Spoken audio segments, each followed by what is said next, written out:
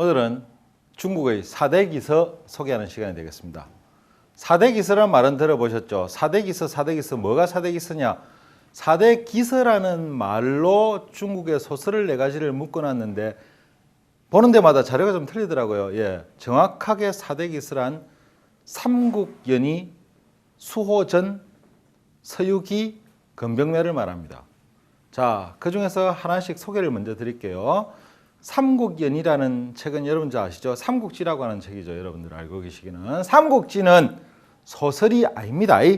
삼국지라고 하는 것은 중국의 역사책입니다. 25사 중에 삼국지라는 겁니다. 진수의 삼국지. 그건 소설이 아니에요. 여러분들 봐도 절대로 재미로 못 봅니다. 봉기 몇 년, 위지 어쩌고 몇 년에 뭐 어쩌고 그런 역사책을 누가 읽어요? 그걸 다시 소설화 시켜 놓은 게 삼국연의죠. 자, 여기서 지자라고 하는 말, 삼국지 할 때 지자가 무슨 지자입니까? 이겁니까? 뜻지자입니까? 이 말씀 문면이 붙은 지자입니까? 요 삼국지의 지자는 소설 삼국지가 아닌 역사책은 뜻지자를 씁니다. 뜻지자가 들어가는 것은 정실 역사, 황실의 역사, 정사를 나타내는 것이요. 말서문자가 붙어버리면 야사, 설화, 잡사, 민간, 고사가 돼버립니다. 그런데 분명히 한 역사의 흥망사를 다룬 역사 이야기인데 지자를 써야 되겠죠. 그런데 삼국지 제가 읽은 책에 보면 말서문자가 붙은 책이 있던데 일본 사람이 삼국지 소설을 만들면서 앞에 지자를 붙였습니다. 말서문자를 붙였습니다. 그 당시 태평양 전쟁이 일어나면서 일본 외에는 다른 나라 역사는 인정을 안 했거든요.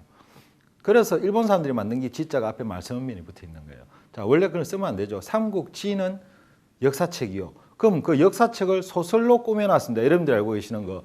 그런데 거기에다 지자를 써야 되나 말아야 되나. 그래서 삼국지 해놓고 미안하잖아요. 그죠? 역사책이 아니니까 뒤에다가 연의라고 붙인 겁니다. 그래서 그 정식 여러분들이 보시는 소설 삼국지는 정확한 명칭이 삼국지 연의 혹은 지자를 빼고 삼국연의라고 하는 것이 맞습니다. 그 삼국연의는 더 말하면 잔소리고 한나라 말에 황건적이 봉기하고 이제 한말의 헌제 시절에 어려운 시절에 그 향토 예비군들이 일나가지고 각 호걸들이 나왔고 결국은 나라를 세 개로 깨먹고 정패하던 이야기. 그리고 위초고 삼국이 정립을 하다가 마지막에 사마시인 즉 진이 서는 때까지의 이야기가 원래 역사책인데 그걸 재미나게 풀어가지고 명대의 나관중이라는 사람이 쓴 소설입니다. 그걸 제목은 알고 대강 내용은 알고 더원길이 삼형제까지는 알고 그 다음은 전혀 잘 모르겠고 주워 들은 이야기만 있으신 분은 책 좀 꺼내서 읽으십시오. 한번 읽어보실 만합니다. 가능하면은 재미는 없지만 원서를 번역한 책을 한번 읽어보시면은 중국 공부하시는 분들은 더 도움이 되겠네요. 그죠? 한학자들이 번역한 게 상당히 좋겠죠. 워낙 많이 아는 야니까 삼국연의는 소개를 그만하고 두 번째 수호전. 수호지라고 하는데 수호지라는 책은 없습니다. 역시 마찬가지 지자는 그렇게 쓰는 게 아니죠. 그죠? 수호전이라는 책이 있습니다. 수호전도 역시 명청대에 항상 소설이 막 부흥이 일어날 때 나온 책인데 이 수호전의 무대는 송나라 때입니다. 송나라 때인데 수호전은 소설사에 있어서 아주 중요한 위치를 차지하고 있어요. 수호전 이야기 대강 아시는 분들 아시겠지만 수호전은 정말로 그 시절에 썼다고 생각할 수 없는 걸작 소설 중에 하나입니다. 자, 간단하게 이야기 보면 송나라 때 질병이 돕니다. 질병이 넘게 사람들이 막 죽어가고 나라가 어지럽죠. 자, 저 태산에 가면 신선이 하나 산다는데 그 신선이 불러갖고 이 병액을 없애주면 얼마나 좋겠나 싶어가지고 사람을 하나 보냅니다. 특사를 파견합니다. 황제가. 그 특사를 파견한 놈이 홍씨라는 놈이 가는데 홍씨라는 놈이 산에 올라가다 보니까 뱀이 나오고 호랑이가 나오고 똥고생을 하면서 산을 올라갑니다. 그리고 마지막에 딱 가니까 웬 동자 하나가 소를 타고 탁 피리를 부르는가 모르죠. 탁 내려오는데 혹시 야야 이 산에 신스님이 산다던데니까 우리 샘요 안 계시거든요. 와도 소용없거든요. 가세요. 그러니까 이 사람이 여기서 충격을 먹은 거예요. 충격을 먹고 도로 쫙 내려오니까 산 중턱에 절이 있은 모양입니다. 절에 들어가고 이제 큰일 났다 어떡하노 하고 있는데 그 절에 모든 스님들이 나왔고 그 동자분이 신선님이세요. 그러더만 그 신선님이 지금 세상에 질병이 퍼지고 워낙 어지럽대갖고 세상을 평정하러 내려가신다 카더라고 당신이 오는 것도 알고 있더라고. 그러니까 걱정 마시고 쉬다 가이소 하니까 갑자기 이 홍씨가 긴장에 펄기면서 나는 임무를 완성했구나 라고 앉았고 그 절에서 사찰에서 곡주를 마십니다. 그래갖고 딱 땄죠. 딱 한 병 따고 탁탁 이래갖고 따갖고 쫙 마시고 아 이거 받는다 이래갖고 더 가온나 해갖고 그냥 달아서 줄을 쫙 세운 모양이에요. 그러니까 이제 임무도 완수했겠다. 갑자기 기분이 좋았고 딱 치기도 오르겠다. 라고 술병을 들고 왔다 갔다 하다가 야 이거 뭐 안 되고 하다 보니까 시커먼데 이거 뭐 안 되고 하니까 이 복마전입니다. 그러니까 옛날에 선대에 법사께서 여기에 108마리의 요괴를 가다 갖고 봉인해 놓은 달입니다. 그러니까 요괴 내가 잡아줄게만 문 열어봐라. 그래갖고 문을 연다. 절대로 안 됩니다. 문을 열라고 난리고 설지 않고 태위가 와서 문 열어하는데 스님들이 뭔 힘이 있어. 그래 결국은 그 문을 열어버려요. 열고 딱 들어가니까 방에 나가면 여기들 나와봐 하니까 아무것도 없죠. 넓은 방 안에 딱 비석 하나만 딱 서 있습니다. 이 비석이 뭐지? 요 비석이 뭔가 하고 딱 가서 야 불 가져와봐 이라고 딱 해갖고 야 후라시 없냐 이라고 딱 비춰보니까 비석에 적혀 있어요. 홍씨가 와서 열린다. 야 엄마 옛날부터만 있었잖아 이라고 야 기념으로 이거 우리 집 가갖고 정원에 정원석 해야 되겠다 뽑아 이라고 안 됩니다. 그러니까 그 돌을 뽑아 가겠다고 그 비석을 거기서 뽑아버린 거예요. 탁 뽑으니까 밑에 구멍이 벙 뚫는데 우와 이 뭐이고 이거 시커먼 야 이 뭐 안 되냐 하고 있으니까 그 속에서 밝은 불빛 108개가 천둥소리를 내면서 하늘로 치솟고 올라가 가지고 땅이 흔들리고 하더니만 조용해지니까 얘가 술이 확 깨버린 거예요. 사고 쳤구나 이라고 다시 사 올리라 뚜껑 덮어라 뚜껑 덮고 이라고 딱 문 다시 하기를 안 거고 오늘 있었던 일 씨부리면 너가 죽는다 하고 입을 전부 다 봉인해 놓고 싹 도망가고 집에 왔고 임무 완수했습니다 하고 갔다 왔고 돌아왔고 집에 왔고 입을 뒤집쓰고 딱 보름을 있었는데 아무 일 없거든요. 그래서 별일 없구나 하고 잊어버렸답니다. 그때 하늘로 올라간 108개의 병, 그때 태어난 108 호걸들의 이야기입니다. 그런데 이 108명의 호걸들이 아주 뛰어난 영웅이요 장군이었느냐 뭐 그런 사람도 있었겠지만 문제가 뭐냐 부패한 정권에 전부 다 억울하게 누명을 쓰고 벌을 받는 기양 가는 사람들 그런 사람들이 이야기가 되는 거예요. 자, 뭐 여러분도 아시는 거 수호전에 나오는 인물 중에 누굴 잘 아십니까?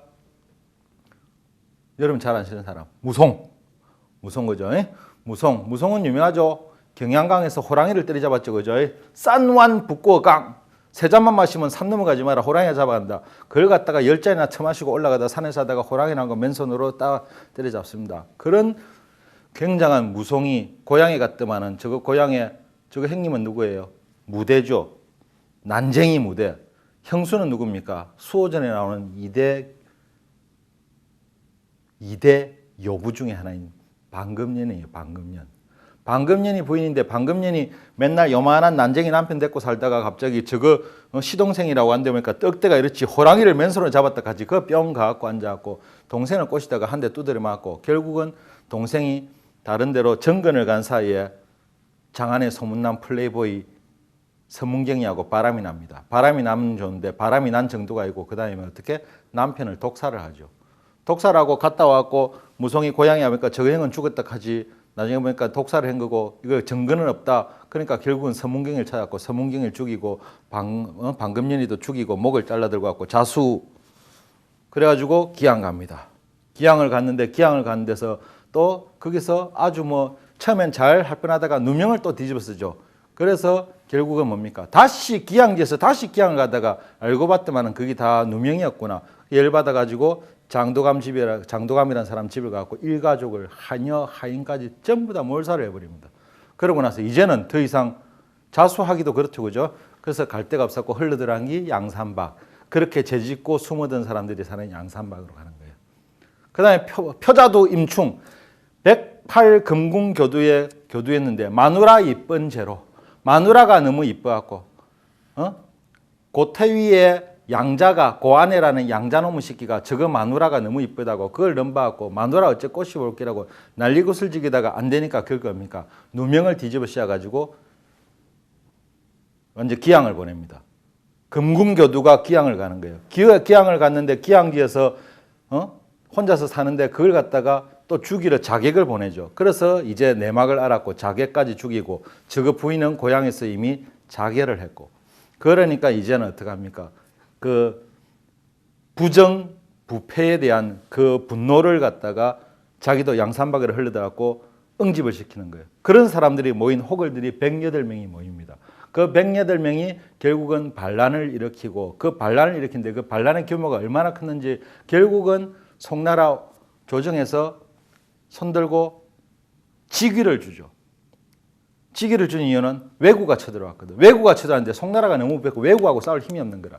이 양산박의 산적인데 산적대들 가지고 왜구를 싸우게 합니다. 거기서 나중에 거기다가 전사하고 살아남은 사람도 다시 모함을 받아갖고 죽거나 해갖고 그 끝나는 몰락을 하게 되는 그 108호걸들의 이야기인데 소설사에서 우리는 지금으로서는 상상을 못해요. 그 당시에 어떻게 이런 반정부적인 마치 이걸 읽고 나면 뭘까 시위를 조장하는 듯한 반사회적인 이런 내용이 나왔을까. 그 다음에 또 하나 뭡니까 소설의 중요한 거는 인물 묘사거든요. 108명이 전부 주인공이라 한 사람 이야기를 떼면 전부 하나의 이야기인데 108가지 이야기가 나오는 거예요. 세상에. 그러니까 그게 얼마나 소설적으로 뛰어난 어떤 가치를 가지겠습니까? 그 당시 사실 쓰고는 생각할 수 없는 아주 뛰어난 소설이죠. 그래서 소설사에 있어서의 가치는 수호전이 상당히 뛰어납니다. 뭐 이건 사실은 재미를 보면 108권의 인물 소설을 읽는다 생각하시고 재미나게 보시면 아마 밤새서도 읽을 수 있으실 거예요. 그렇게 되는 게 바로 수호전이요. 세 번째가 바로 뭐냐? 서유기입니다. 서유기 아시죠? 예? 손오공 이러면 다 아시죠? 예? 서유기는 당나라 때 이야기죠. 오성은이라는 사람이 자기인데 원나라 시절에 오성은이 쓴 소설인데 당나라 때 중국에 불교가 유입됩니다. 불교가 유입될 때 당나라 현종 때 불교를 전파하기 위해서 서역으로 현장법사를 보내서 그 현장이 그 불서를 가지고 옵니다.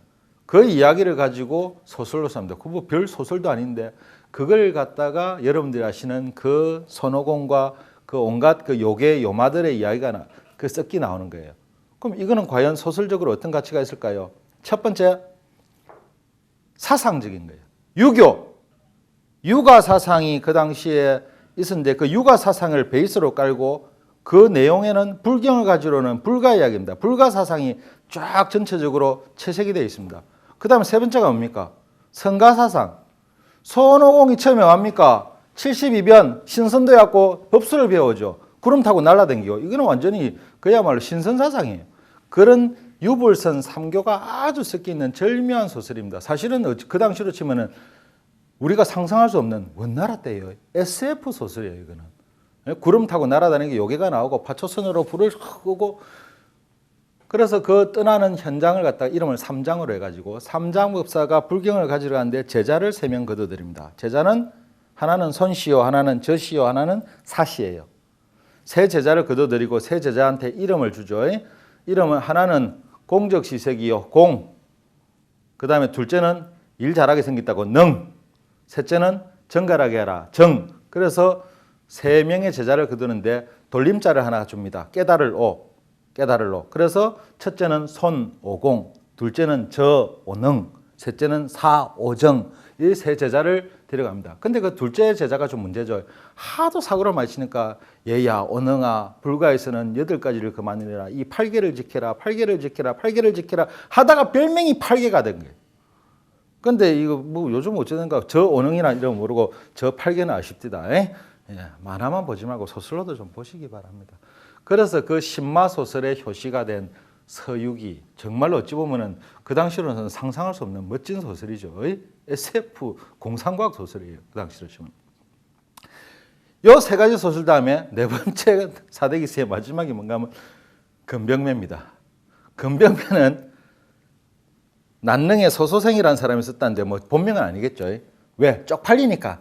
어찌 보면 음란 소설이거든. 근데 음란 소설이 어떻게 사대기세에 들어갑니까? 이 이야기도 자기가 지어낸 게 아니고 앞에 있던 이야기입니다. 바로 수호전에 나오는 무송의 이야기입니다. 수호전에 무송이 정글 갔다 오니까 형수인 방금년이가 서문경이하고 바람이 나왔고 자기 형을 독살한 이야기가 있었죠. 그때 그 서문경이라는 사람이 그렇게 잘생기고 플레이보이였단 말이에요. 자, 얘를 중심으로 소설을 쓰자. 서문경으로 중심으로 서문경이 후리고 댕긴 여자 방금년과 이병아, 방춘매 세 여자의 이야기, 세 여자와의 그 로맨스 행각을 그린 어찌 보면 그 당시는 음란 소설인 거예요. 그래서 세 여자 이름 방금년, 이병아, 방춘매 이름에서 한 글자를 땄고 반금년이 된 겁니다. 금병매가 된 겁니다. 그래서 금병매라는 소설은 여자 이름 세 개를 섞어놓은 거죠. 그럼 벌써 들어봐도 청나라 때 이런 소설을 썼다는 자체가 상상을 해보십시오. 음란 소설 아니에요, 음란 소설. 예, 그러니까 아마 본명도 안 썼겠지만, 근데 어떻게 그럼 뭐 아까 수호전에 다 나온 이야기인데, 예, 이건 완전히 서문경을 주인공으로 해갖고 여자 후리기와 그 아주 애정행각, 그런 다음에 그 무송이한테 죽는 이야기는 안 나옵니다. 예, 무송이한테 죽는 게 아니고 이 결말을 다르게 해가지고 그 완전히 플레이보이 이야기죠. 그래서 이거는 4대 기스에 넣기는 좀 그런데요. 예, 그런데 왜 이미 그 후대의 거기 때문에 소설로서의 묘사법, 글을 쓴 가치에 그에 대한 인정을 주는 겁니다. 그래서 중국의 4대 기스라 하면은 뭐라고요? 삼국연의, 수호전, 서유기, 금병매가 됩니다. 거기에다가 두 소설이 또 유명한 게 있습니다. 하나가 유림의사요, 홍루몽입니다. 어떤 사람은 4대 기스에 홍루몽을 넣는데 홍루몽은 4대 기스 아닙니다. 홍루몽은 중국의 국보입니다. 국보입니다. 중국에서 그야말로 국보급에 해당하는 소설입니다. 이미 청대 여반에 모든 소설로서의 묘사법과 모든 필체가 다 갖춰진 소설로서는 더 이상 이렇게 멋질 수가 없다. 그야말로 완벽한 하나의 작품이다라고 하는 중국의 국보라고 하는 게 홍루몽입니다. 임대옥과 가보옥의 그 사랑 이야기 하면 그 묘사법, 귀족 집안의 어떤 몰락, 흥망성쇠와 몰락, 그리고 하나하나 섬세한 터치로 그 건물의 창문의 커튼 하나까지 묘사를 해놓은 아주 그래서 중국에는 홍학이라는 명칭이 있어요. 홍루몽만 연구하는 학문을 홍학입니다. 홍학과도 있습니다. 대학에 가면 홍루몽만 연구하는. 그래서 홍루몽은 중국의 4대 기스에 같이 넣으면 안 되고 4대 기스는 그냥 기서고 홍루몽은 그 한 단계 위에 있는 아주 중국의 국보급 그런 어떤 소설이 되는 거죠. 시간 나시면 읽어보시고. 그런데 6대 소설이라고 하는 말은 가끔 나오는데 거기다가 4대 기스에다가 홍루몽, 유림의사를 넣으면 6대 기스라고 하는 겁니다. 이야기를 듣고 나서 책을 읽을 마음이 조금 생기시는가 모르겠는데 그중에 마음에 드는 스타일이 있으면 하나 골라가지고 사실은 다 보십시오. 제발 만화로 보지 마시고 제대로 된 책도 한번 꼭 읽어보시고 읽어보실 때 너무 방대한 양이기 때문에 이거 갖다 쭉 연결해 보시는 것보다는 보고 음미하고 보고 긴 시간 보시고 또 보셔도 좋습니다. 한 번 보고 나면 다시 한번 보시는 게 더 나을 법한데요. 그러니까 자기가 좋아하는 대목을 다시 본다든지 전체적인 줄거리를 한번 넣어놓고 부분 묘사법을 잘 한번 봐두시고 그러면은 앞으로 중국 가실 때 본인의 상식 레벨우가 이만큼 업그레이드 됩니다. 놀지 마시고 책 한번 꼭 읽어보시기 바랍니다.